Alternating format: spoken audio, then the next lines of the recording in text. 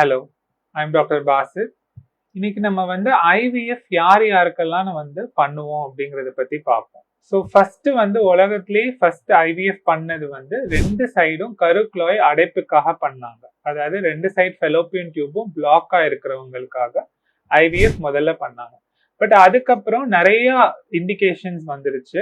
இப்போ நம்ம காமனா பண்ற indications in addition to tubal block, விந்தணுக்கள் ரொம்ப குறைவா இருக்கிறவங்களுக்கு, இல்லைன்னா விந்தணுக்கள் மூவ்மெண்ட் ரொம்ப குறைவா இருக்கிறவங்களுக்கு, இல்ல கருமுட்டைகள் ரொம்ப குறைவா இருக்கிறவங்களுக்கு, இல்ல கருமுட்டைகள் உண்டாகாம இருக்கிறவங்களுக்கு வேற ஒருத்தவங்களோட கருமுட்டையை வச்சு ஐவிஎஃப் பண்ணி அந்த குழந்தைய அவங்க சுமக்கிறதுக்காக, இந்த மாதிரி பல வகையான இண்டிகேஷன்ஸ்க்காக நம்ம பண்றோம்.